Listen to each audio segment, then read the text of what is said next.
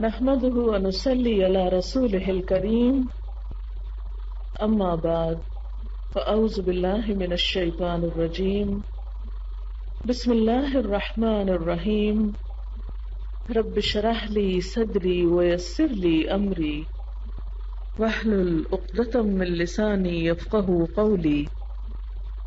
اللہ تعالیٰ کا لاکھ لاکھ شکر ہے جس نے ہمیں مسلمان بنایا، زندگی گزارنے کا خوبصورت طریقہ سکھایا، دین اسلام کو ہمارا دین بنایا۔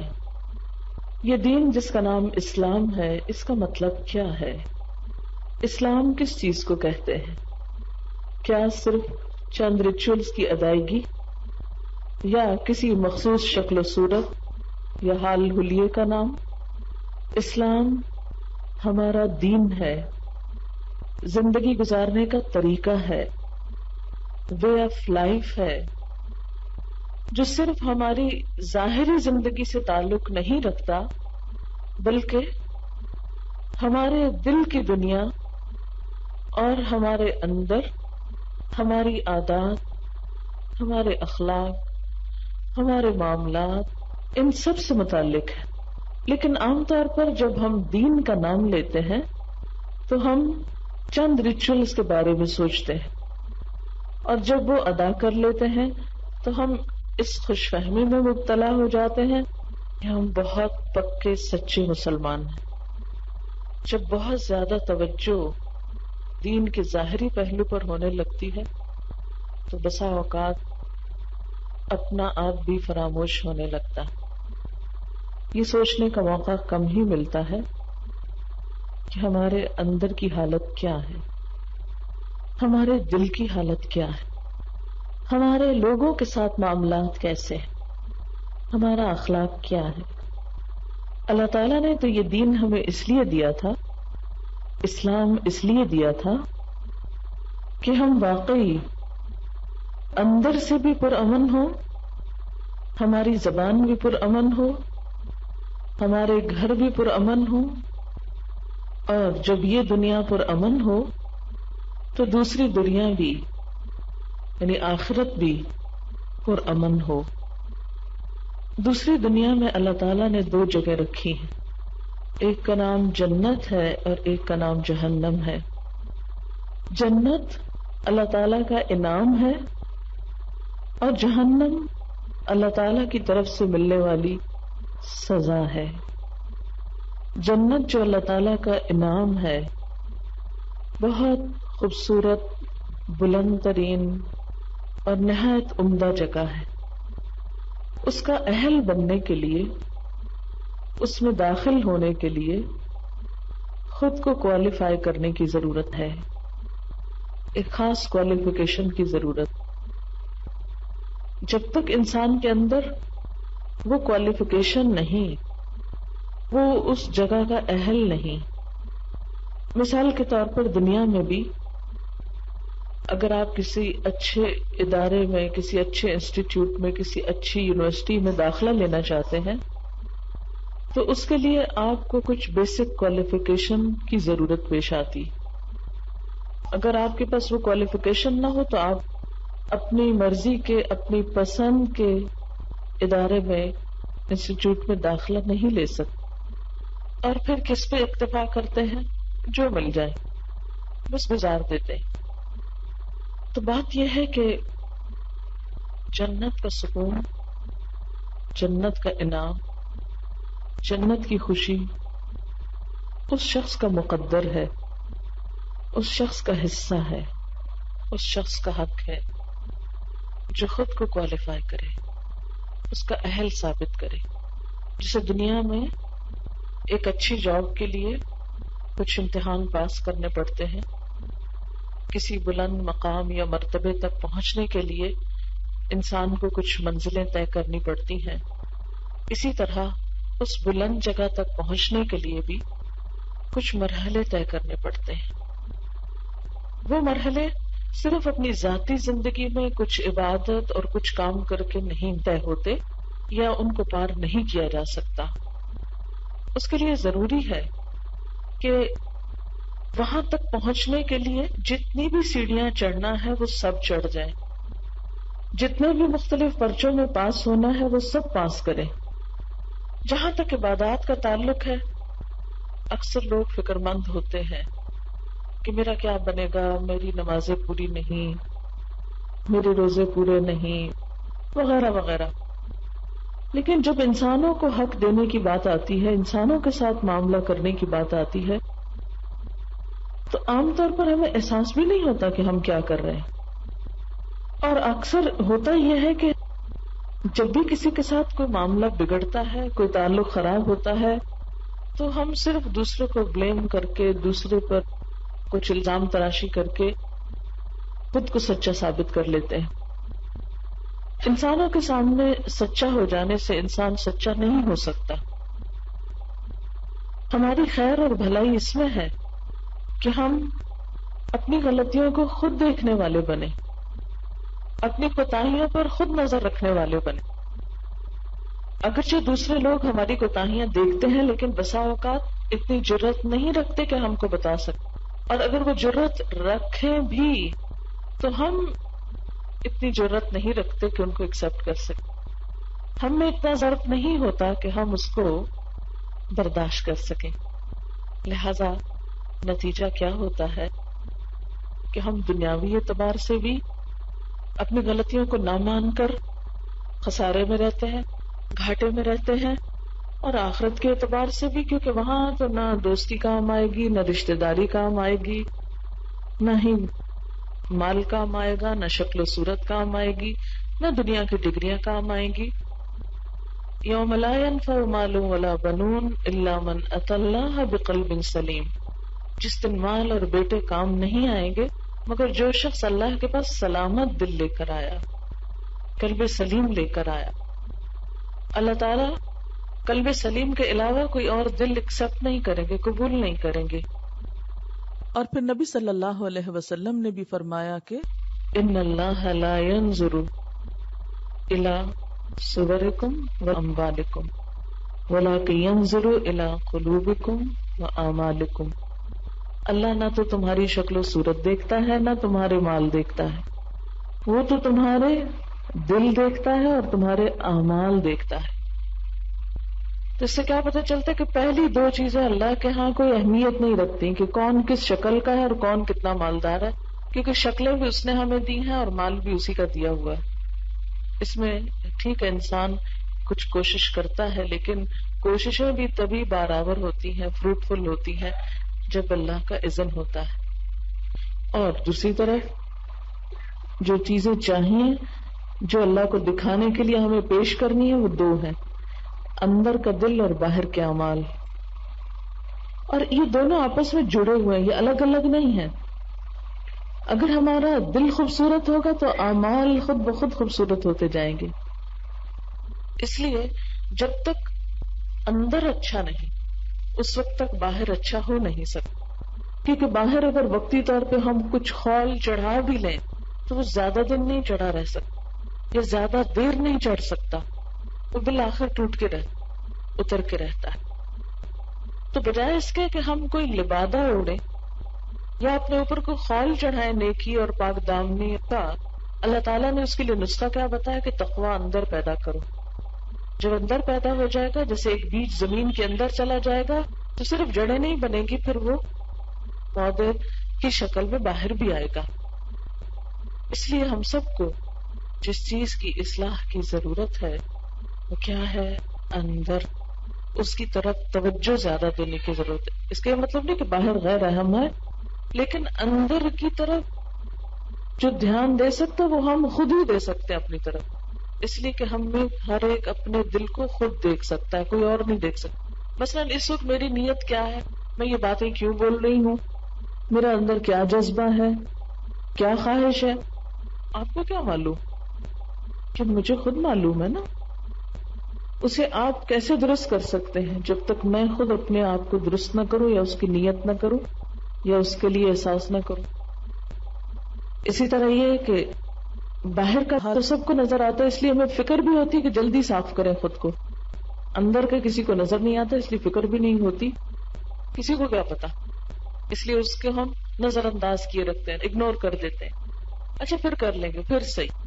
کوئی بڑی بات نہیں.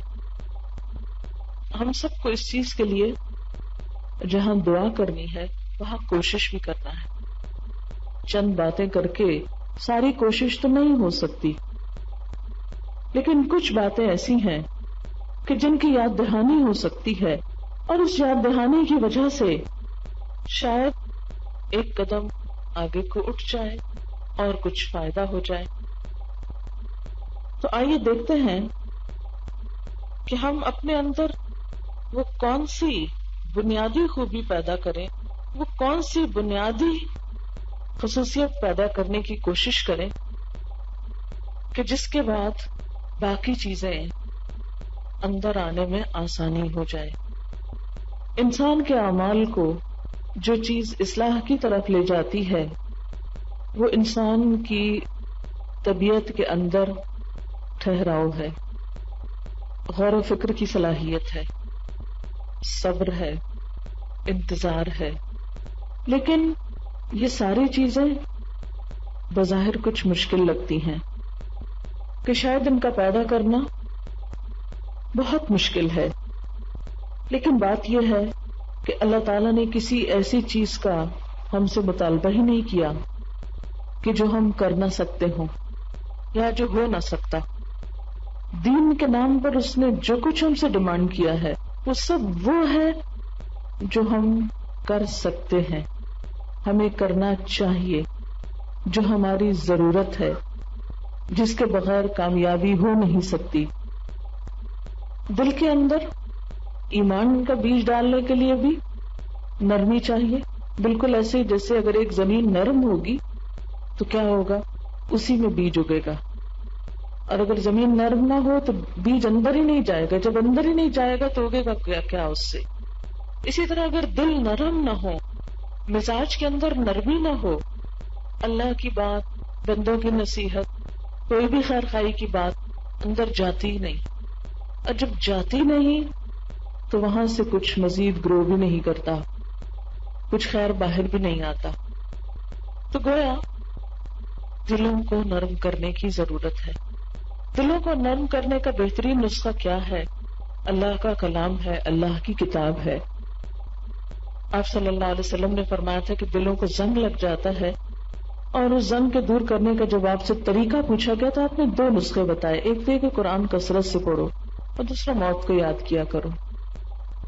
ہم سب اپنے بارے میں غور کریں کہ اگر آج ہماری دنیا سے رخصتی کا وقت آ جائے، موت آ جائے اور ہم کو دفنا دیا جائے تو صرف ایک دن بعد قبر کے اندر ہمارا کیا حال ہو، ہماری کیا شکل ہو، ہماری کیا صورت ہو، ہماری آنکھیں، ہمارا چہرہ، کیا یہ سب کچھ ایسا ہی رہ جائے؟ صرف 24 گھنٹے قبر میں گزرنے کے بعد اگر قبر کھولی جائے تو انسانوں کا حال کبھی دیکھا سنا؟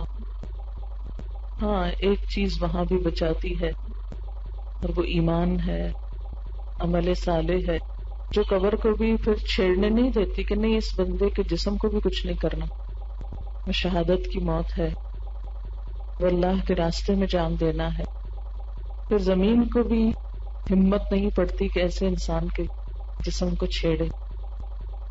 وہ اس کی حفاظت کرتی ہے، اس کو نہیں کھاتی، اس کی طرف نہیں بڑھتی. لیکن ہم جیسے عام انسان جن کی زندگی میں کوئی مقصد نہیں، جو بس گزار رہے ہیں اس لیے کہ مل گئی ہے تب گزارنی، جیسے مال مل جاتا تب خرچ کرنا، یہ نہیں سوچتے کہ کس کام میں اور کیوں. اسی طرح وقت مل گیا، زندگی مل گئی، بس خرچ کرنا، کہیں لگا دیں گے، لگ جائے. کوئی واضح مقصد نہیں جینے کا. لیکن ان سب باتوں کے پتہ ہونے کے باوجود ہم اپنی ظاہری شخصیت پہ کتنی توجہ دیتے ہیں نا. چہرے پہ کوئی داغ دھبا نہ ہو، طرح طرح کے خوبصورت بنانے کے خود کو سامان، ہزاروں روپے خرچ کر کے اور گھنٹوں خرچ کر کے کتنا اپنے آپ کو اجلا کرتے ہیں، کتنا نکھارتے ہیں، کتنا خوبصورت بناتے ہیں. اور جو چیز دلوں کو سنوارنے کے لیے، دلوں کو نرم کرنے کے لیے، دلوں کو دھونے کے لیے، دلوں کی سجاوٹ کے لیے ضروری ہے، اس کے لیے ہمارے پاس وقت ہی نہیں ہوتا. مثلاً قرآن پڑھنے کا کہاں وقت ہے ہمارے پاس، اتنی مصروف زندگی. لیکن جب تک قرآن اندر نہیں جائے گا دلوں میں، دل نرم نہیں ہوں گے. قرآن کی مسلسل بارش پڑتی ہے دل پہ، جب جا کر دل کچھ احساس کرنے لگتے ہیں، وہ سوچنے لگتے ہیں، پھر اس چیز کو ریئلائز کرتے ہیں کہ نہیں، کچھ اب اس کے اندر ڈالا جانا چاہیے، کچھ گرو کرنا چاہیے، اب ہماری شخصیت، اخلاق، کردار، ان چیزوں کو بدلنا چاہیے. آج میں صرف ایک چیز پہ بات کروں گی، ایک خوبی پہ جو ظاہری شخصیت میں انسان کو بہت فائدہ دیتی ہے، جو ایسے ہی اچانک نہیں پیدا ہو جایا کرتی، اس کو پیدا کرنا پڑتا ہے.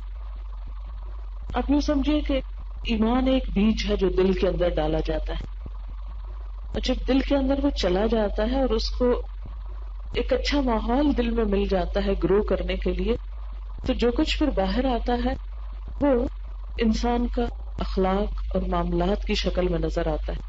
ایک شخص اپنے رشتہ داروں کے ساتھ کیسا ہے، اپنے دوستوں کے ساتھ کیسا ہے، اپنے مہمانوں کے ساتھ کیسا ہے، اپنے ساتھ اٹھنے بیٹھنے والوں کے ساتھ کیسا ہے، ان سب معاملات میں اس کی پھر شخصیت کے یوں کہیے کہ پول کھلنے لگتے ہیں، پھر لبادہ اوڑھنے کی ضرورت نہیں رہتی. تو شخصیت کو جو چیز ظاہری طور پر بہت خوشنما بناتی ہے وہ انسان کا نرم معاملہ، سب کے ساتھ نرمی کا سلوک، نرمی کا برتاؤ.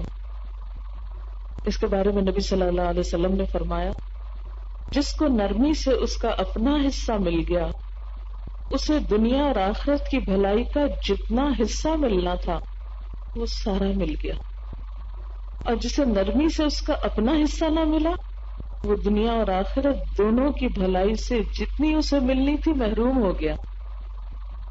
یعنی ایک چیز ایسی ہے کہ اگر وہ نصیب ہو جائے انسان کو، دنیا میں جتنی بھلائی انسان کے حصے کی اللہ نے رکھی ہے وہ ساری وصول کر لے گا، اور آخرت میں اللہ نے جنت میں جتنا حصہ رکھا ہے وہ اس کو مل جائے گا. یہ حصہ رکھنے کا کیا مطلب؟ وہ معلوم ہے نا کہ جب انسان فوت ہوتا ہے اور مرنے کے بعد جب وہ دفنایا جاتا ہے تو اس کو دکھایا جاتا ہے کہ اگر تم اچھے کام کرتے تو جنت میں یہ تھا حصہ تمہارا جو اب تمہیں نہیں مل رہا، اور اسی طرح اسے دوزخ کا حصہ بھی اس کا دکھایا جاتا ہے کہ اب یہ ہے تمہارا حصہ. گویا ہر انسان کو، جیسے قرآن پاک میں آتا ہے فَأَلْهَمَهَا فُجُورَهَا وَتَقْوَاهَا، ہر انسان کے اندر فجور بھی ہے، تقویٰ بھی. ہر انسان کے لیے اللہ تعالیٰ نے دنیا میں اچھے اور برے کرنے کی گنجائش رکھی ہے، دونوں راستے دکھائے. اِنَّا هَدَيْنَاهُ السَّبِيلَ إِمَّا شَاكِرًا وَإِمَّا كَفُورًا، اچھا کرنے کا اور برا کرنے کا دونوں کا اختیار دیا ہے انسان کو، دونوں کے چانسز دیے ہیں. ایسا نہیں ہوتا کہ کسی شخص کی زندگی میں صرف برائیاں کرنے کے چانسز ہوں اور کسی کی زندگی میں صرف نیکیاں کرنے کے چانسز ہوں. دونوں ہوتا ہے. یہ الگ بات ہے کہ ایک شخص ایک کو اویل کر لیتا ہے، دوسرا دوسرے کو کر لیتا ہے. بتانا اس حدیث میں یہ مقصود ہے کہ جس شخص کو نرمی مل جاتی ہے اسے دنیا میں میکسیمم بھلائی مل جاتی ہے جو اس کو ملنی چاہیے تھی، وہ اس کو حاصل کر لیتا ہے، اور آخرت میں بھی جنت کی شکل میں اس کو پا لیتا ہے. لیکن اگر کوئی شخص نرمی سے محروم رہ جاتا ہے تو دنیا میں بھی جو میکسیمم خیر وہ حاصل کر سکتا تھا وہ حاصل نہیں کر پاتا. آپ یوں سمجھیے کہ جیسے اللہ تعالیٰ نے ہر انسان کے لیے ایک پہاڑ کی چوٹی کے اوپر ایک نعمت رکھی ہے کہ اچھا تم دوڑو اور جاؤ لے لو، جو دوڑ کے وہاں چڑھے گا وہ جا کے پالے گا. جیسے قرآن پاک میں آتا فلقتحم العقبہ، اس نے دشوار گزار گھاٹی عبور نہ کی. اب کچھ لوگ ہیں کہ وہ دوڑتے چلے جاتے ہیں اور وہ جا کے پا لیتے ہیں، اور کچھ لوگ ایسے ہیں کہ جو ہمت ہار کے بیٹھ جاتے ہیں اور وہ وہاں تک نہیں پہنچتے. حالانکہ اللہ نے دونوں کو چانس دیا تھا، جس کا دل چاہے جا کے وہاں سے اٹھا لے وہ چیز. ایک نے جا کے اٹھا لی، ایک نے نہیں اٹھائی. اللہ نے نعمتیں سب کے لیے دنیا میں پیدا کی ہیں، لیکن ان سے فائدہ کون اٹھاتا ہے؟ مثلاً آپ دیکھیں کہ رشتہ داروں کے ساتھ اللہ تعالیٰ نے ایک خاص تعلق رکھا نا، خون کا رشتہ رکھا ہے. جیسے مثلاً ماں کو بچوں سے محبت ہوتی ہے، بچوں کو ماں سے ہوتی ہے، بہن بھائیوں سے ہوتی ہے، ماموں چچا خالو قریب کے رشتے ہیں نا، ان سب سے محبت ہوتی ہے. لیکن کیا وجہ ہے کہ کچھ لوگ اس محبت کا ایک بڑا حصہ پا لیتے ہیں اور کچھ لوگوں کو ان جگہوں سے بھی محبت نہیں ملتی. اور آج کے دور میں یہ شکایت بڑھتی جا رہی ہے نا، ہمیں ماں باپ سے محبت نہیں ملی، ہمیں بچوں نے نہیں پوچھا، کسی کو بیٹے نہیں پوچھتے، کسی کو ہمسایوں سے شکوہ ہے، کسی کو اوروں سے. کیوں ہے ایسا؟ کیا چیز لیک کرتی ہے؟ کس چیز کی کمی ہے کہ محبتیں معدوم ہوتی جا رہی ہیں؟ آخر وہ کون سا عنصر ہے، وہ کون سی چیز ہے کہ جو ہے نہیں، جس کی وجہ سے ہم بھلائیوں سے محروم ہو رہے ہیں؟ اچھا مثلاً آپ کی کسی شخص کے ساتھ بہت اچھی بن جاتی، بہت اچھی فرینڈشپ، بہت انجوائے کرتے ہیں آپ ایک دوسرے کی کمپنی، لیکن اس انجوائمنٹ کے لیے ایک زہر قاتل بھی ہے. اس کو تلاش کیجیے. کیا چیز ہے، کون سی عادت ہے، کون سی خرابی ہے کہ جو مجھے اچھے انسانوں سے محروم کر دیتی ہے؟ مثلاً ہسبینڈ اینڈ وائف کے درمیان بہت اچھی انڈرسٹینڈنگ، وہ کون سی چیز ہے جو اس سارے اچھے تعلق کو فتح ناز کر دیتی ہے؟ اچھی بلی سسرال میں عزت تھی، وہ کیا چیز ہے جس نے میری ساری عزت خاک میں ملا دی؟ ایک چیز ہے، وہ ہے نرم مزاجی. جس کو نرم عادت مل گئی، یہ جس نے اپنے اندر نرمی پیدا کر لی، اس نے کیا کیا؟ ماں باپ کی محبت بھی سمیٹ لی، بہن بھائیوں کی بھی سمیٹ لی، سسرال کی بھی سمیٹ لی، اجنبی لوگوں کی بھی سمیٹ لی، اپنوں کی بھی سمیٹ لی. اور جس کے اندر سے صرف ایک یہ چیز مس کر دیں، صرف اس بٹن کو آف کر دیں اور اس کی جگہ دوسری چیز سختی لے آئیں، ہر چیز الٹ جائے گی، ہر چیز پلٹ جائے گی، ملی ہوئی نعمتیں بھی ہاتھ سے چلی جائیں، پلٹ جائیں. کبھی انسان وزن کر کے دیکھے ایک سختی مجھ کو کیا دیتی، اور اس کے برعکس جب میں ذرا سا دل پہ جبر کر کے دوسرے کے ساتھ نرم معاملہ کرتا ہوں تو اس کے نتیجے میں کیا کچھ پاتا ہوں. آپ صلی اللہ علیہ وسلم نے فرمایا، اللہ تعالیٰ نرمی کرنے والا ہے اور نرمی کو ہی پسند کرتا ہے. نرمی سے وہ کچھ مل جاتا ہے جو سختی سے نہیں ملتا، نرمی سے وہ کچھ مل جاتا ہے جو سختی سے نہیں ملتا، اور نہ نرمی کے سوا اور کسی بھی چیز سے ملتا. یعنی کچھ چیزیں ایسی ہیں جو نرمی کے سوا کسی اور چیز سے ملتی ہی نہیں ہے، نہ مال سے، نہ دولت سے، نہ کسی اور چیز سے. اس کے لیے صرف ایک ہی کرنسی چاہیے. اور خیر کی دنیا میں اللہ نے خیر رکھا، لیکن ہم محروم کیوں ہو گئے کہ نرمی سے محروم ہو گئے.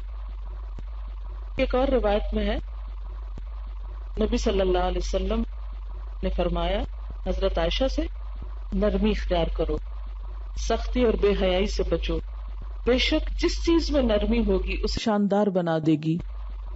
نبی صلی اللہ علیہ وسلم لوگوں کے ساتھ، اپنے ساتھ والوں کے ساتھ بے تکلفی سے مل جل کر رہتے، یعنی دوسروں کے لیے ایک بوجھ اور ایک آفت بن کے نہیں، یعنی مل جل کے بے تکلف ہو کے رہتے، اور بچوں سے پیار کی باتیں کرتے. یہاں تک کہ صحابی کہتے ہیں حضرت انس، میرا ایک چھوٹا بھائی تھا، اس سے آپ کہا کرتے تھے، کہو ابو عمیر تمہارے نغیر کا کیا حال، تمہارا نغیر کہاں ہے؟ نغیر پرندے کا نام رکھا ہوا تھا جس سے وہ کھیلتا تھا، اور وہ پرندہ مر گیا تھا. یہ بچوں کو اینیمل سے کتنا پیار ہوتا ہے، برڈ سے کتنا پیار ہوتا ہے. آپ صلی اللہ علیہ وسلم نفسیات کتنی سمجھتے تھے کہ بچوں سے کیا بات کر رہے ہیں کہ وہ جو تمہارا پرندہ وہ کہاں ہے، اس کا کیا حال ہے. پرندے کا حال پوچھا جا رہا ہے. ہم میں سے کتنے لوگ پوچھتے ہیں بچوں سے ایسی باتیں؟ پوچھتے ہیں؟ بچوں کو نہیں پوچھتے، ان کے پرندوں کو کہاں پوچھیں گے. بچوں کو کیوں اگنور کرتے ہیں ہم؟ اس لیے کہ تو بچے ہیں نا. بچوں کو کیوں اگنور کرتے ہیں؟ یہ بچے ہیں، ان کو کیا سمجھ، یہ کیا جانے. لیکن آپ صلی اللہ علیہ وسلم کو پتا تھا کہ آج کے یہ بچے کل کے اسلام کے سپاہی ہیں. اگر آج ان کے دلوں میں دین کی محبت آتی ہے تو کل انہی کے ذریعے تو آگے دین جائے گا. دور رستے نا، ہم تو صرف آج کی سوچتے ہیں، آج مجھے کیا فائدہ ہو سکتا ہے، ہم اس کی تلاش میں رہتے اور چھوٹی چھوٹی چیزوں کو اگنور کر دیتے. تو آپ کیا کر رہے ہیں؟ نہ صرف یہ کہ بچے کو پوچھ رہے ہیں بلکہ بچے کے پسندیدہ پرندے کو پوچھ رہے ہیں. یہ جب تک زندہ ہوگا اس کا حال پوچھتے ہیں، کہ جو مر گیا پھر پوچھتے ہیں وہ فوت ہو گیا. کیونکہ بچوں کو تو وہ چیزیں نہیں بھولتی. ہم تو کوئی انسان مر جائے تو تعزیت کے لیے وقت نہیں پاتے. حضرت ابو ہریرہ سے روایت ہے کہ رسول اللہ صلی اللہ علیہ وسلم نے فرمایا، تم میں کامل ایمان والا شخص وہ ہے جس کے اخلاق اچھے ہوں. حضرت عائشہ صدیقہ رضی اللہ تعالیٰ عنہ روایت کرتی ہیں، رسول اللہ صلی اللہ علیہ وسلم نے فرمایا، جس گھرانے کو اللہ تعالیٰ نے نرم مزاج عطا کیا اسے نفع پہنچ کے رہے گا، وہ ضرور فائدہ اٹھائے گا، اور جسے نرم مزاجی سے محروم رکھا اسے برائی مل کر رہے گی، اسے تکلیف پہنچ کے رہے گی. در رحم، ضرر کی بات ہو رہی، اس کو نقصان ہو کے رہے. ظاہر ہے جب آپ لوگوں کے ساتھ بد اخلاقی برتیں گے تو فائدہ تو نہیں ہو، کون آپ کی عزت کرے. جبر کے ساتھ آپ زبردستی عزت اگر کرا بھی لیں وہ تو وقتی ہوتی. قرآن پاک میں اللہ تعالیٰ فرماتے ہیں فَبِمَا رَحْمَةٍ مِّنَ اللَّهِ لِنْتَ لَهُمْ، بس اللہ کی رحمت کی وجہ سے آپ ان کے لیے نرم دل ہیں. لنتا کا لفظ جو ہے لام یہ نون سے ہے، لینا کہتے ہیں کھجور کے نرم گوشے کو، نرم مزاج. اللہ کی رحمت کی وجہ سے آپ سے مراد نبی صلی اللہ علیہ وسلم، لنت لہم ان کے لیے نرم مزاج ہیں. کن کے لیے؟ صحابہ کرام کے لیے. کیوں؟ اس لیے کہ آپ صاحب خلق عظیم تھے، بہت بلند اخلاق کے مالک تھے، جیسا کہ قرآن پاک میں آتا ہے وَإِنَّكَ لَعَلَىٰ خُلُقٍ عَظِيمٍ، اور بے شک آپ اخلاق کی بلندیوں پہ فائز ہیں. وَلَوْ كُنْتَ فَظًّا، اور البتہ اگر آپ بد اخلاق ہوتے، بدخو ہوتے، بد کلام ہوتے. فَظًّا کا لفظی معنی ہوتا ہے وہ گندا پانی جو غلاظت سے بھری آنتوں کے اندر ہوتا ہے. تو بد کلامی اور بد اخلاقی کو بھی اس گندے پانی سے تشبیہ دی گئی. فرمایا اگر آپ بد اخلاق ہوتے، غلیظ القلب، سنگ دل ہوتے، سخت دل ہوتے، لن فضوا من حولک، البتہ وہ آپ کے آس پاس سے منتشر ہو جاتے، بکھر جاتے. فاعف عنہم، بس آپ ان سے درگزر کیجئے، ان کو معاف کر دیجئے. واستغفر لہم، اور ان کے لیے بخشش مانگیے. وشاورہم فی الامر، اور معاملات میں ان سے مشورہ کیجئے. فاذا عزمت، پھر جب آپ عزم کر لیں یعنی کام کرنے کا پکا ارادہ کر لیں. فتوکل علی اللہ، تو اللہ پر بھروسہ کریں. ان اللہ یحب المتوکلین، بے شک اللہ تعالی توکل کرنے والوں سے محبت رکھتا ہے. جیسا کہ آپ جانتے ہیں کہ جنگ احد میں نبی صلی اللہ علیہ وسلم کو جسمانی اور روحانی دونوں طرح بہت تکلیف پہنچی تھی. آپ کا دندان مبارک بھی شہید ہوا، اور آپ کو اس بات کا بھی غم تھا کہ بہت سے مسلمان شہید ہو گئے اور مسلمانوں کی فتح شکست میں بدل گئی. لیکن ان ساری باتوں کے باوجود اللہ تعالیٰ نے صحابہ کرام کو معاف کر دیا تھا. اور آپ یہ بھی جانتے ہیں کہ اس ساری شکست کا سبب نبی صلی اللہ علیہ وسلم کی نافرمانی تھی. اس بات کا بھی آپ کو غم تھا. لیکن اس ساری بات کے باوجود اللہ تعالیٰ نے صحابہ کرام کو معاف کر دیا. عفا اللہ عنہم، آپ صلی اللہ علیہ وسلم نے بھی صحابہ کو معاف کر دیا تھا. لیکن ان لوگوں کو کچھ شبہ تھا کہ شاید آپ نے اوپر سے معاف کیا ہو اور دل میں آپ ابھی تک خفا ہوں. تو اس وقت یہ بتایا گیا کہ نہیں، پیغمبر کا طریقہ یہ نہیں ہوتا. مسلمانوں کے سربراہ کو عوام کے لیے بہت خیر خواہ ہونا چاہیے، اور اس کا بہترین نمونہ خود نبی صلی اللہ علیہ وسلم کی ذات تھی. آپ صحابہ کرام کے لیے بہت نرم خو تھے. اس سارے حادثے کے باوجود آپ نے ان پر کسی قسم کے غصے کا اظہار نہیں کیا، ان کا کوئی مواخذہ نہیں کیا.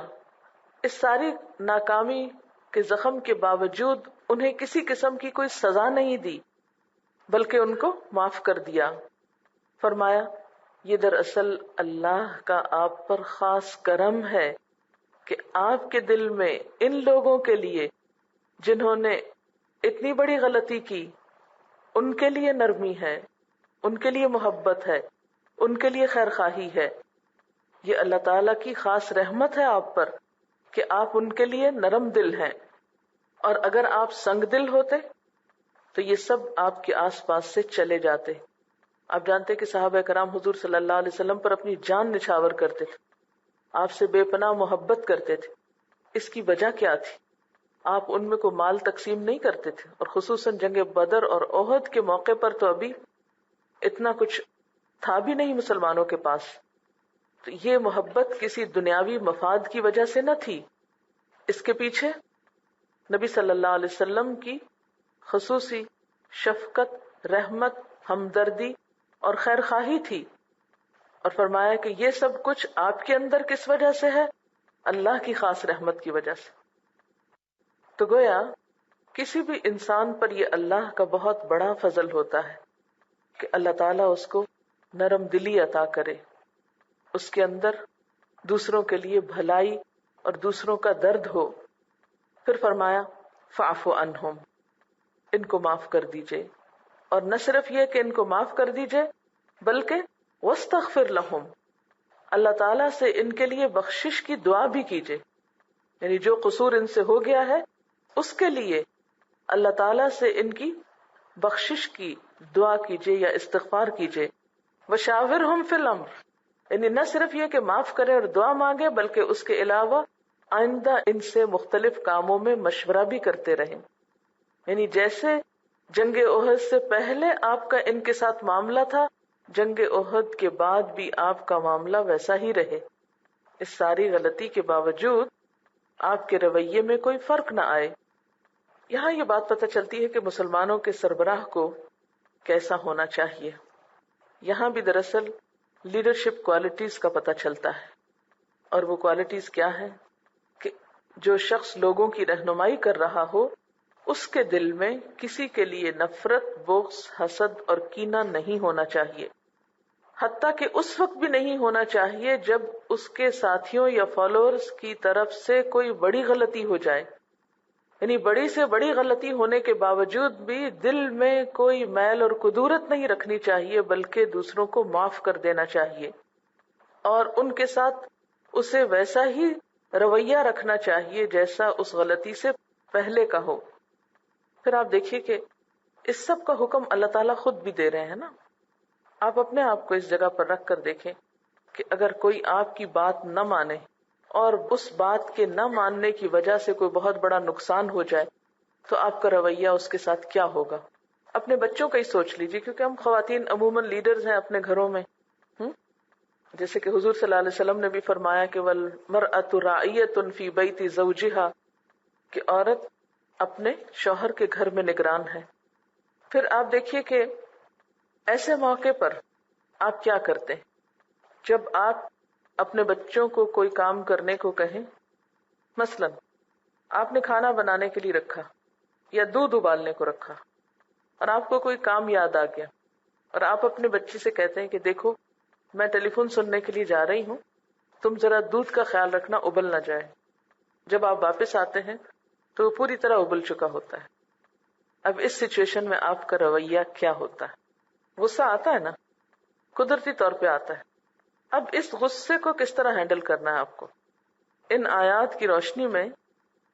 اور پھر چلیے یہ تو دودھ ابلا نا، اور اگر کوئی ایسا کام ہو کہ آپ کو چوٹ بھی لگ جائے، مثلا گھر میں صفائی ہو رہی، اس طرح صرف اور پانی پھینک دیا کہ اس میں پھسلن ہو. آپ نے کہا بھی ہے کہ پانی خشک کر لو، لیکن بچی نے اس بات پہ دھیان ہی نہیں دیا کہ بہت پھسلن ہو رہی ہے، اور ماں نے کہا بھی ہے کہ پانی خشک کر لو، اور اچانک آپ کا پاؤں اس پہ پڑا اور آپ گر گئے اور آپ کو چوٹ لگ گئی. اب غصہ پہلے سے زیادہ ہوگا نا، دودھ ابلنے سے زیادہ. اب آپ دیکھیں کہ اس موقع پر اب آپ کیا کریں گے. ایسے غصے کے موقع پر آپ کا رویہ کیا ہوگا. اللہ تعالیٰ فرماتے ہیں فاعف عنہم، ان کو معاف کر دو. واستغفر لہم، ان کے لیے دعا بھی کرو. وشاورہم فی الامر، ان کو ڈسکارڈ نہیں کرو، ان سے آئندہ مشورہ بھی کرو، ان کو اپنے ساتھ جوڑے رکھو. دوبارہ کام بھی کرواؤ، غلطی کے باوجود دوبارہ ان سے کام لو. اس سے ترقی ہوتی. لیکن اگر چھوٹی چھوٹی باتوں پر ماں باپ یہ کہنے لگے کہ جاؤ دور ہو جاؤ، تم میری نگاہوں سے کبھی نظر نہ آؤ، اور نکل جاؤ اس گھر سے اور چلے جاؤ. پھر اسی طرح شوہر اور بیوی کا معاملہ آپ دیکھیں. عام حالات میں بچوں کے لیے تو پھر بھی ماؤں کے دل میں بہت محبت ہوتی، غلطی کے باوجود معاف کر ہی دیتی. لیکن کچھ اور تعلقات اور کچھ اور رشتے ایسے ہوتے ہیں کہ جن میں مزید مشکل ہوتی. مثلا ساس اور بہو کا معاملہ ہو، اگر بہو کی کسی حرکت سے ساس کو تکلیف پہنچی ہو، پھر اس کے بعد اس کا رویہ کیسا ہوگا. یا پھر شوہر اور بیوی کا معاملہ ہو، اگر بیوی سے کوئی غلطی ہو جائے اور غلطی ایسی ہو کہ جس کے نتیجے میں شوہر کو مالی یا جانی نقصان ہو جائے، تو اس موقع پر کیا وہ ایسے رویے کا مظاہرہ کر سکتا ہے؟ تو جو شخص بھی ذمہ دار ہو، جس شخص کو بھی اللہ نے دنیا میں کوئی اتھارٹی دے رکھی ہے، یا جس کے پاس بھی کچھ پار ہے یا اقتدار ہے یا درجہ ہے، ان سب کے لیے اس میں بہترین نمونہ ہے کہ معاشرے کے بہترین انتظام کے لیے، بہترین ترقی کے لیے یہ بات انتہائی ضروری ہے کہ اپنے ساتھیوں کی غلطیوں کو معاف کیا جاتا رہے. ورنہ تو آپ دیکھیے کہ اگر آپ اختلاف کرنے لگیں گے، اور اختلاف بھی ایسا کہ دوسرے کی غلطی پہ اس کو آؤٹ، تو پھر آپ تنہا رہ جائیں گے کام کرنے کو. اگر چھوٹی چھوٹی غلطیوں پہ لوگوں کو آپ اپنے سے کاٹنا شروع کر دیں، ان کو نکالنا شروع کر دیں، تو ایک دن کیا آئے گا کہ آپ اکیلے بیٹھے ہوں گے، اور پھر اپنے آپ پہ غصہ آئے گا اور خود کو بھی شوٹ کر لیں گے. ایسی تو خودکشیاں ہوتی. تو زندگی کا یہ کٹھن امتحان صبر کا تقاضا کرتا ہے. جہاں تک حضور صلی اللہ علیہ وسلم کی لوگوں کے لیے شفقت اور محبت تھی، اس کے بارے میں ایک حدیث آتی ہے، مسند احمد میں ہے کہ آپ صلی اللہ علیہ وسلم نے ابو امامہ باہلی کا ہاتھ پکڑ کر فرمایا، اے ابو امامہ، بعض مومن وہ ہیں جن کے لیے میرا دل تڑپ اٹھتا ہے. یعنی اتنی محبت تھی آپ کو لوگوں سے. ترمذی میں ہے، آپ صلی اللہ علیہ وسلم فرماتے ہیں، لوگوں کی آؤ بھگت، خیر خواہی اور چشم پوشی کا مجھے خدا کی جانب سے اسی طرح حکم ہے جس طرح فرائض کی پابندی کا. جیسے نماز پڑھنا مجھ پہ فرض ہے، ایسے ہی یہ بات مجھ پہ فرض ہے کہ میں لوگوں کی خیر خواہی کروں اور ان سے چشم پوشی کروں اور ان کی آؤ بھگت کروں. اور یہی وجہ تھی دین اسلام کے پھیلنے کی. عام طور پر جب ہم دین پھیلانے لگتے ہیں تو کیا کرتے ہیں؟ اس سے غصہ، اس سے ناراض، اس سے ناراض، اس سے ناراض. نتیجہ کیا ہوتا ہے؟ پھر شکایت ہوتی. وہ شروع میں تو درس میں بہت لوگ آئے تھے، پھر آہستہ آہستہ سارے ہی چلے گئے. یہی حکمت یہاں بتائی جا رہی ہے کہ لو کنت فظا غلیظ القلب لانفضوا من حولک، اگر آپ سنگ دل ہوں گے، بد اخلاق ہوں گے، تو سب لوگ بھاگ جائیں گے. یعنی اپنے غصے کا اظہار، اپنے جذبات کا اظہار، اور یہ کہنا کہ میں کھری کھری سنا سکتی ہوں اور میں بالکل سچ کہتی ہوں اور میں بہت سنسیئر ہوں، تو اس بد اخلاقی میں کوئی سنسیئرٹی نہیں. اگر آپ واقعی کسی کے لیے بھی سنسیئر ہیں تو آپ کو اخلاق کے دائرے میں رہ کے بات کرنی چاہیے. بڑے کا احترام، چھوٹے سے شفقت اور محبت، یہ بنیادی اسلامی تعلیم ہے. سچائی اس بات کا سبق نہیں دیتی کہ آپ بدتمیز اور بد اخلاق ہو جائیں. یعنی کچھ لوگ اس کو اپنی خوبی تصور کرنے لگتے ہیں. یعنی بد اخلاقی کو وہ اپنے لیے کریڈٹ سمجھتے ہیں کہ ہم بہت کانفیڈنٹ ہیں، ہر ایک کو چیلنج کر سکتے ہیں. اصل میں ہمارے معاشرے میں سکھایا بھی یہی گیا ہے. اس بات کو بہت پروموٹ کیا گیا کہ سب سے بڑا جہاد یہ ہے کہ آپ ظالم بادشاہ کے سامنے کلمہ حق کہہ سکیں. اور پھر اس پہ بڑی داستانیں لکھی گئی ہیں اور بہت کچھ کتابوں میں ملتا ہے. لیکن نبی صلی اللہ علیہ وسلم کا یہ طریقہ نہیں تھا. آپ نے کہیں پڑھا کہ آپ صلی اللہ علیہ وسلم نے ابو جہل کے ساتھ یا ابو لہب کے ساتھ یا سرداران مکہ کے ساتھ بدتمیزی اور بد اخلاقی برتی ہو؟ ہر موقع پہ خیر خواہی کا ثبوت دیا. اس کے بغیر اسلام نہیں پھیل سکتا. اسلام تلوار کے نہیں، اخلاق کے زور پہ پھیلتا ہے. پھر یہ جو فرمایا کہ فاعف عنہم، تو اس سے یہ بھی پتہ چلتا ہے کہ غلطی کتنی بھی بڑی ہو، اب یہ کوئی کم غلطی تو نہیں تھی کہ جس کی وجہ سے مسلمانوں کی فتح شکست میں بدل گئی. اتنا لاس ہوا مسلمانوں کو کئی اعتبار سے، لیکن اس کے باوجود بھی معاف کرنے کو کہا گیا. تو اس سے کیا پتہ چلتا ہے؟ کتنا بھی بڑا نقصان ہو جائے، کتنی بھی بڑی غلطی ہو جائے، ہمیشہ معاف کرنے کے لیے تیار رہنا چاہیے. اور پھر یہ کہ صرف معافی صرف ظاہری نہیں ہونی چاہیے کہ اوپر اوپر سے آپ کہیں ہاں میں نے معاف کر دیا. دل سے معاف کرنا چاہیے. اور اس کی دلیل کیا ہوگی کہ آپ اس شخص کے لیے اللہ سے بھی دعا کریں کہ یا اللہ تو بھی اس کو معاف کر دے. میں نے معاف کر دیا، یا اللہ تو بھی معاف کر دے. یہ بہت بڑے حوصلے کی بات ہے، یہ چھوٹی سی بات نہیں. اور پھر یہ ہے کہ جس کو اللہ معاف کر دے اس کو تو ہمیں بھی معاف کر دینا چاہیے. اب یہاں صحابہ کرام کے بارے میں اللہ تعالیٰ نے کیا فرمایا کہ اللہ نے ان کو معاف کر دیا. تو پھر اگر اللہ تعالیٰ کسی کو معاف کر دے تو دوسرے معاف کیوں نہ کریں؟ اچھا، جب نرم مزاجی نہیں ہوتی نا تو پھر انسان غصے کا بھی بڑا شدید ہو جاتا ہے. اس کے بارے میں آپ صلی اللہ علیہ وسلم نے کیا فرمایا؟ بہادر وہ نہیں جو دوسرے کو پچھاڑ دے، بلکہ بہادر وہ ہے جو غصے میں خود کو کنٹرول کر لے. ایک شخص نے آپ صلی اللہ علیہ وسلم سے فرمایا مجھے نصیحت کرے، کوئی اچھی بات کرے مجھ سے. آپ نے فرمایا غصہ نہ کرو، اور آپ بار بار یہی کہتے رہے غصہ نہ کرو، غصہ نہ کرو. حضرت سہل بن معاذ اپنے والد سے روایت کرتے ہیں کہ نبی صلی اللہ علیہ وسلم نے فرمایا جس نے غصہ دبا لیا حالانکہ اس میں قوت تھی کہ اس کے مطابق جو چاہے کر بیٹھے، مثلاً گھر کے برتن توڑ دے، دروازے توڑ دے، کچھ کر لے، کر سکتا تھا، پکا پکایا کھانا الٹ دے، لیکن کنٹرول کر گیا. اسے اللہ تعالیٰ قیامت کے دن ساری مخلوق کے سامنے بلائے گا.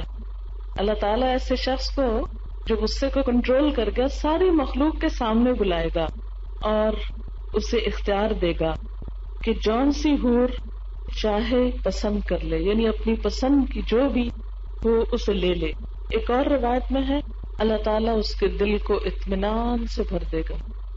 حضرت ابن عباس سے روایت ہے کہ نبی صلی اللہ علیہ وسلم نے قبیلہ عبد القیس کے ایک آدمی اشج سے فرمایا تیرے اندر دو عادتیں ہیں جنہیں اللہ تعالیٰ پسند کرتا ہے، بردباری، تحمل مزاجی اور آہستہ روی. اچھا، یہاں سے ایک اور بات بھی پتہ چلتی ہے نا کہ اگر کسی شخص کے اندر کوئی کوالٹی ہو، کوئی خصوصیت ہو، کوئی خوبی ہو تو اس کا ذکر کرنا چاہیے. یہ خوشامد میں نہیں آتا اور یہ اس تعریف میں نہیں آتا جس سے منع کیا گیا. کون سی تعریف منع کی گئی ہے؟ کہ انسان بے وجہ دوسرے کی چاپلوسی کرتا رہے اور اس کو ایسی باتوں پر انکریج کرے کہ جو اس کے لیے نقصان دہ ہو. لیکن اگر کسی شخص کے اندر کوئی اچھی بات ہے تو اسے اپریشیٹ کرنا چاہیے کہ آپ کے اندر اللہ کے فضل سے یہ بات بہت اچھی. بعض اوقات ہم دیکھتے ہیں کسی شخص کے اندر کوئی خوبی ہوتی ہم اپریشیٹ نہیں کرتے. کیوں؟ بعض اوقات دل اتنا چھوٹا ہوتا ہے کہ کسی کی بڑائی مانتا ہی نہیں. ہم نے اگر کسی کو بڑا کہہ دیا تو خود کب بڑے بنیں گے. دوسری بات یہ ہے کہ آپ صلی اللہ علیہ وسلم اس لیے بھی فرماتے تھے کہ دوسرے لوگ بھی اس شخص جیسے بننے کی کوشش کریں، وہ بھی اپنے اندر وہ اچھی خوبی پیدا کریں تاکہ وہ بھی اللہ تعالیٰ کے پسندیدہ بنے. اس قبیلے کے سردار کے اندر دو چیزیں تھیں، بردباری. بردباری کیا ہوتا ہے؟ باتیں برداشت کر جانا. کسی نے مذاق اڑایا، کسی نے تحقیر کی، ٹونٹ کیا، اگنور کر دینا. اچھا کوئی بات. اچھا، انسان اگنور کیسے کر سکتا ہے؟ صرف اس وقت کر سکتا جب انسان یہ سوچ لے انسانوں کی کوئی بھی بات حتمی نہیں ہوتی. یہ بھی غصے میں نا یہ کہہ رہا ہے ٹھیک ہوگا تو دیکھنا ہے بالکل ہی اور ہوگا، یہ تو کیا ہوا؟ نہ یہ مستقل بات ہے نہ وہ ہے. انسانوں پہ بھی دن رات آتے رہتے ہیں.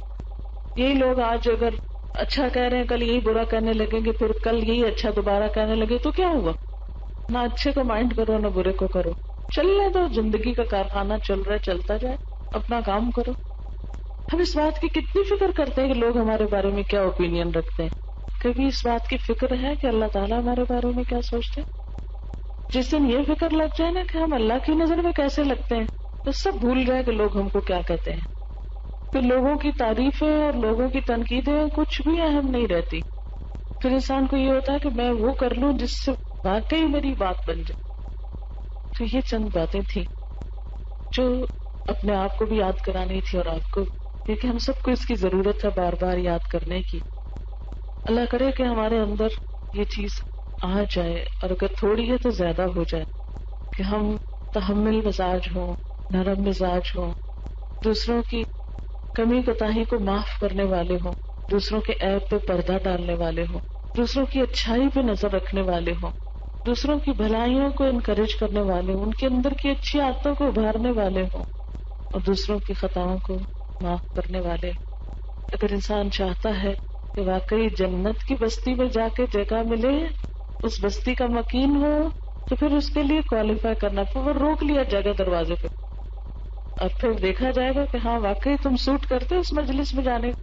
بالکل ایسے نہیں جیسے دنیا میں بعض اوقات ہوتا ہے نا، کچھ جگہوں پر فارمل ڈریس پہن کے جانا ہوتا ہے، یونیفارم چاہیے ہوتا ہے، کچھ کوالیفیکیشن چاہیے ہوتا ہے، پھر جب لوگ وہاں جانے لگتے ہیں تو وہ چیک کرتے ہیں کہ آپ اس حال میں ہیں، اس حلیے میں ہیں، اگر نہیں ہے تو آپ وہاں سوٹ نہیں کرتے، یہ آپ کی جگہ نہیں۔ مثلاً ایک کنگال فقیر شخص کسی 5 اسٹار ہوٹل میں اندر جانے لگے، جانے دیں گے؟ تم اندر کیا کرنے جا رہے ہو؟ آخرت میں جو اخلاق کے کنگال ہوں گے، جو کردار اور ایمان کے کنگال ہوں گے، ان کو جنت میں اندر کیسے جانے دیا جائے؟ تو بس ہے ہی کچھ نہیں، کہاں جا رہے ہو تم؟ وہ تو امن والے لوگوں کی بستی ہے، وہ تو لغو باتیں نہیں کرتے تھے، لا تسمعوا فیہا لاغیہ، وہاں جھوٹے لوگ نہیں اندر جا سکتے، اس لیے کہ جھوٹ تو معاشرے میں بے چینی پھیلاتا ہے، وہاں غیبت کرنے والے اور دوسروں کا خون اور گوشت نوچنے والے اندر نہیں رہتے، وہ تو دوسروں کے عیب پہ پردہ ڈالنے والے رہتے ہیں وہاں۔ کیونکہ آپ نے دیکھا ہوگا کہ بعض اوقات ایک گھرانہ بہت اچھی طرح زندگی بسر کر رہا ہوتا ہے، بسا اوقات ایک شخص ایسا آ جاتا ہے گھر میں، اور کوئی نہیں تو نوکر ہی بعض اوقات ایسا ہوتا ہے کہ جو ساس بہو کو لڑا بیٹھ، ان کے درمیان پھوٹ ڈال دے، اس کی اس کو لگائی، اس کی اس کو لگائی، اور آپ دیکھیں گے کہ بعض اوقات صرف ایک شخص کے آنے سے سارے گھر کا چین لٹ جاتا ہے، اور آپ سوچتے ہیں یہ ہو کیا گیا؟ ہم تو سب اچھی طرح رہ رہے تھے، یہ سب کیوں لڑ بیٹھے ہیں آپس میں؟ تو پتہ چلتا ہے کہ وہ فلاں شخص تھا کہ جو ادھر کی ادھر لگا رہا تھا۔ اب جنت میں سبھی پرسکون لوگ رہتے ہیں، وہاں کسی ایک ایسے ہنگامے کرنے والے کو ڈال دیا جائے تو جنتیوں کی جنت خراب کر کے، اس لیے ان کو باہر ہی رکھا جائے گا۔ آپ کوالیفائی نہیں کرتے اندر جانے، آپ کے اندر وہ آتے ہی نہیں، آپ نے وہ آتے پیدا ہی نہیں کی جو یہاں رہنے کے لیے ضروری، کیونکہ جنت میں ہمیشہ رہنا نا لوگوں کو، ہمیشہ ہمیشہ۔ تو وہ فسادی اور دنگے فساد کرنے والے، مار پیٹ کرنے، قتل و غارت کرنے والے، دوسروں پہ جھوٹے الزام رکھنے والے، ان سب کو اندر ڈال دیا جائے تاکہ اندر جا کے بھی وہی کام کرے جو دنیا میں ہوتا رہا، وہاں نہیں جگہ۔ اسی لیے بعض لوگوں کو جہنم میں جلا کر پھر بھیجا جائے گا اندر، سب میل کچیل دھو دھلا کر پھر اب جاؤ۔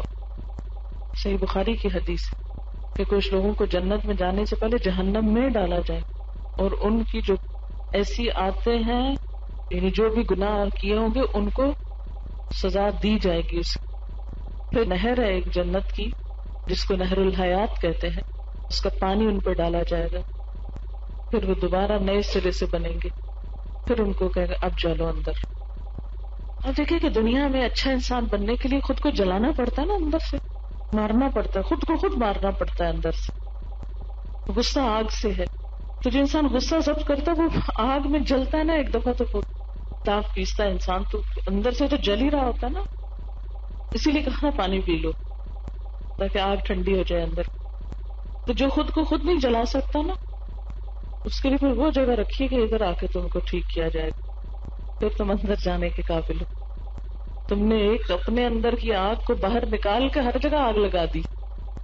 بعض اوقات ایسے بھی تو ہوتا ہے نا کہ جب انسان غلط باتیں کرتا ہے تو آگ لگ جاتی ہے ہر طرف۔ والکاظمین الغیظ، اور غصے کو پی جانے والے ہیں۔ مجھے غصہ بہت آتا ہے، ہر شخص کا تکیہ کلام۔ والکاظمین الغیظ، ایک تو یہ ہے کہ جو کمزوری ہوتی ہے نا اس کا بہت تذکرہ نہیں کرنا چاہیے، یہ بھی ایک کام کی بات آپ کو بتاؤں، ایک نفسیاتی اثر ہونے لگتا ہے انسان پہ۔ جب آپ بار بار کہیں میرے پاس کچھ نہیں، میرے پاس کچھ نہیں، بڑی مہنگائی ہے، تنخواہ بہت تھوڑی ہے، بہت کچھ نہیں کچھ نہیں کچھ نہیں، ایسا نفسیاتی اثر ہوگا کہ آپ کا تن صدقہ نہیں کر سکیں گے، آپ کو حوصلہ ہی نہیں ہوگا کسی کچھ دینے کا۔ جب آپ یہ کہیں گے نا اللہ مالک ہے، دیکھی جائے گی، ہو جائے گا، اور صبر کر کے اپنے اندر کو کنٹرول کر کے آپ دے ڈالتے ہیں، پھر اللہ تعالیٰ کے دروازے کھلتے ہیں آپ کے لیے۔ اسی طرح بار بار یہ کبھی نہ کہا کرے مجھے بہت غصہ آتا ہے، مجھے بہت غصہ آتا ہے، کیونکہ اس سے کیا ہوتا ہے کہ نفسیاتی اثر ہوتا ہے۔ چونکہ آپ لوگوں کو ایکسپٹ کرا چکے ہوتے ہیں کہ میں بہت غصیلی ہوں، لہٰذا تم تیار رہو میرے غصے کو دیکھنے کے لیے، تو پھر آپ کو پروف بھی کرنا پڑتا ہے، ذرا کر کے دکھاؤ۔ تو اس لیے اپنی خامیاں، کمزوریاں اللہ کے سامنے بیان کریں، دعائیں کریں یا اللہ اس کو ختم کر دے. لیکن یہ کہتے رہنا اور بار بار تکرار کرنا، کس کو غصہ نہیں آتا؟ اللہ نے ہر ایک کے اندر رکھا ہے، سب کو آتا ہے. پھر کمال کیا ہے کہ صبر. علاج کیا ہے؟ صبر. کیونکہ پیچھے بات کیا ہوئی تھی کہ صبر کرو گے اور تقویٰ کرو گے تو کامیابی ہوگی. تو اب اس صبر کے سارے اصول دیے جا رہے ہیں. والکاظمین الغیظ، کاظمین کا لفظ کاف زوئے میم سے ہے. کظوم کا معنی ہے سانس رکنا، خاموش ہونا. ابل کظوم کہتے ہیں وہ اونٹ جس نے جگالی کرنی چھوڑ دی. تو کاظم روکنے والا. تو والکاظمین الغیظ، اور غصے کو روکنے والے. غیظ کون سے غصے کو کہتے ہیں؟ جس سے خون کا دوران تیز ہو جائے، یعنی شدید غصہ ایک طرح سے. تو والکاظمین الغیظ یعنی غصے کے ابال کے وقت اس کو کنٹرول کر لینے والے. یہیں سے ایک انسان کے صابر ہونے کی دلیل پتہ چلتی ہے.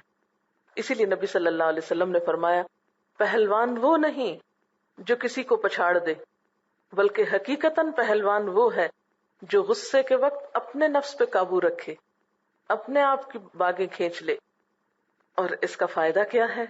آپ صلی اللہ علیہ وسلم نے فرمایا جو کوئی اپنے غصے کو باوجود طاقت رکھنے کے روکے گا تو اللہ تعالیٰ اس کے قلب کو ایمان سے بھر دے گا، ایمان میں اضافہ ہوگا مگر غصہ آپ نے کنٹرول کر لیا. ایک آدمی نے آپ صلی اللہ علیہ وسلم سے کہا کہ آپ مجھے کوئی نصیحت کیجیے. آپ نے فرمایا غصہ نہ کیا کرو. اس نے پھر درخواست کی کوئی وصیت کیجیے. فرمایا غصہ نہ کرو. جتنی دفعہ اس نے پوچھا آپ نے ہر بار صرف ایک ہی بات فرمائی، غصہ نہ کیا کرو. شاید آپ نے اس کو دیکھا ہوگا کہ وہ بات بات پہ غصہ کرتا ہے. اس لیے یا یہ کہ یہ ہر انسان کی ایک کمزوری ہے، اور اگر کسی بھی انسان کے اندر سے یہ نکل جائے تو اس کی اصلاح ہو جائے. اصل میں غصے میں انرجی استعمال ہوتی ہے نا، تو جب آپ کی انرجی نیگیٹو چیزوں میں استعمال ہوگی تو پازیٹو کے لیے کچھ نہیں بچے گا.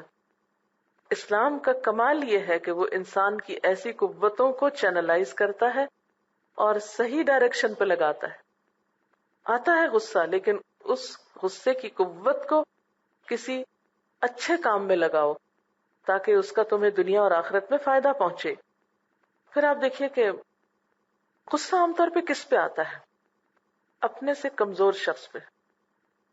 بچوں پہ آپ کو بہت غصہ آتا ہوگا. اپنے سے بڑوں پہ آتا ہے تو اس وقت انسان پھر بھی کچھ کنٹرول کر جاتا ہے، روک لیتا ہے. تو اس سے پھر علاج پتہ چل جاتا ہے انسان کو کہ اگر انسان بڑے کے مقابلے میں اپنے آپ کو روک لیتا ہے تو چھوٹے کے مقابلے میں بھی روک سکتا ہے. تو عام طور پر جس سے انسان بدلہ لینے کی طاقت رکھتا ہو اس پہ غصہ بہت کرتا ہے. یہیں سے انسان کا تکبر جھلکتا ہے، یعنی طاقتور کے سامنے تو مسکین بن گیا اور مسکین کے سامنے متکبر ہو گیا. اب یہ کہ جب غصہ آئے تو پھر انسان کیا کرے؟ سب سے پہلے تو اپنی ہستی کو یاد کرے کہ میں چیز کیا ہوں، کیوں اتنا بگڑ رہا ہوں. کیونکہ غصے کی جو بنیاد ہے نا وہ تکبر ہے، اور تکبر ایک شیطانی صفت ہے.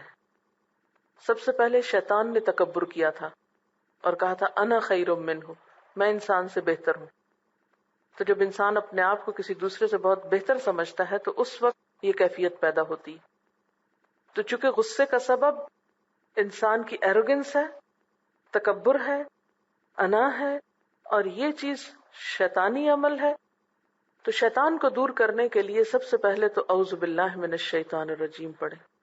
یعنی غصہ ہے تو اعوذ باللہ پڑھے، بلند آواز سے پڑھے. پھر اسی طرح درود شریف کا پڑھنا فائدہ دیتا ہے کیونکہ اللہ کی رحمت آنے لگتی ہے. پھر آپ صلی اللہ علیہ وسلم نے خود طریقہ یہ بتایا کہ آگ جو ہے وہ پانی سے بجھتی ہے، تو پھر پانی کا استعمال کرنا چاہیے ہمیں، پانی پی لیں یا وضو کر لیں. پھر اسی طرح نبی صلی اللہ علیہ وسلم نے یہ بھی فرمایا کہ اذا غضب احدکم فلیسکت، جب تم میں سے کسی کو غصہ ہے تو خاموشی اختیار کر لے، چپ ہو جائے. کیونکہ وہ ایک آگ ہے نا جو دل میں ہوتی، تو اگر آگ والی چیز کا منہ کھول دیا جائے تو ہر طرف چنگاریاں اڑیں گی، ہر چیز کو جلا دے گی. تو بہتر ہے کہ آگ کے دہانے کو بند کر دیا جائے تاکہ وہ اندر ہی رہے. پھر اسی طرح اللہ تعالیٰ کا ذکر کرنا چاہیے، اپنی پوزیشن بدل لیں، اس سچویشن کو اوائڈ کریں جہاں پر آپ کو غصہ آتا ہے، وہاں سے نکل جائیں، یا جس پہ آ رہا ہے اس کو وہاں سے نکلوا دیں جو بھی ممکن ہو. پوزیشن بدلنے میں یہ ہے کہ اگر کھڑے ہیں تو بیٹھ جائیں، بیٹھے ہیں تو لیٹ جائیں، لیٹے ہیں تو دوسری طرف پہلو بدل لیں، اور یہ بھی ہو سکتا ہے کہ کمرے سے باہر نکل جائیں. پھر اسی طرح یہ ہے کہ اپنے اندر یہ احساس بھی لائیں کہ جو کچھ میں زبان سے نکال رہی ہوں یہ لکھا جائے گا اور اس پہ مجھے جواب دینا پڑے گا. یہ نہیں کہ اللہ تعالیٰ یہ کہیں گے اچھا چونکہ تمہیں غصہ آیا تھا اس لیے تم بولے تو اب تمہیں کچھ نہیں کہتا میں. پھر آپ ان مواقع کو یاد رکھیں کہ جہاں غصہ بہت آتا ہے، اور پھر جب پتا ہو کہ اس جگہ پر یا اس انسان پہ یا اس چیز پہ غصہ آتا ہے تو اس سے کنارہ کشی اختیار کریں جتنا ممکن ہو. عام طور پر غصہ اس وقت بھی زیادہ آتا ہے جب آپ فزیکلی بہت اسٹرانگ ہوتے ہیں، تو اپنی انرجیز کو کسی ایسے کام میں لگائیں کہ جس سے وہ انرجی کا استعمال ہو اور وہ پھر غصے کے وقت کم سے کم سامنے آئے، یعنی کوئی جسمانی مشقت کا کام کریں. پھر آپ دیکھیے کہ معاف کرنا سیکھیں، کیونکہ آیت کے اگلے حصے میں آتا ہے وَالْعَافِينَ عَنِ النَّاسِ، لوگوں کو معاف کرنے والے. اور انسان دوسرے کو اسی وقت معاف کر سکتا ہے جب اپنے لیے چاہے کہ مجھے معاف کر دیا جائے. اور اس بات کو سوچیں کہ الا تحبون ان یغفر اللہ لکم، کیا تم یہ نہیں چاہتے کہ اللہ تم کو معاف کر دے؟ تو والکاظمین الغیظ، صبر کا امتحان، غصے کو کنٹرول کرنے والے. اور نہ صرف یہ کہ کنٹرول کرنے والے بلکہ اس کے ساتھ ساتھ والعافین عن الناس، لوگوں سے درگزر کرنے والے، معاف کر دینے والے. یہ نہیں کہ وقتی طور پر انسان ریئیکشن نہ دکھائے اور بعد میں کسی اور موقع پہ آ کے بدلہ لے، نہیں، معاف کر دے. غصہ پی جانا اور معاف کرنا الگ الگ کام ہے. نبی صلی اللہ علیہ وسلم نے فرمایا قیامت کے روز اللہ تعالیٰ کی طرف سے منادی ہوگی کہ جس شخص کا اللہ تعالیٰ پر کوئی حق ہے وہ کھڑا ہو جائے. اس وقت وہ لوگ کھڑے ہوں گے جنہوں نے لوگوں کے ظلم اور جور کو دنیا میں معاف کر دیا ہوگا. یہ لوگوں کو معاف کرنے والوں کا اللہ تعالیٰ پر حق ہوگا. نبی صلی اللہ علیہ وسلم نے فرمایا جو شخص یہ چاہتا ہے کہ اس کے محلات جنت میں اونچے ہوں اور اس کے درجات بلند ہوں، اس کو چاہیے کہ جس نے اس پہ ظلم کیا ہو اس کو معاف کر دے، اور جس نے اس کو کبھی کچھ نہ دیا ہو اس کو بخشش اور ہدیہ دیا کرے. یعنی ان لوگوں کو دیا کرے جنہوں نے تمہیں کبھی کچھ نہیں دیا. کیونکہ عام طور پر انسان کو ایسے لوگوں پہ غصہ آتا ہے نا کہ ہم ان کے ساتھ اتنا کرتے ہیں اور یہ ہمارے ساتھ کچھ نہیں کرتے.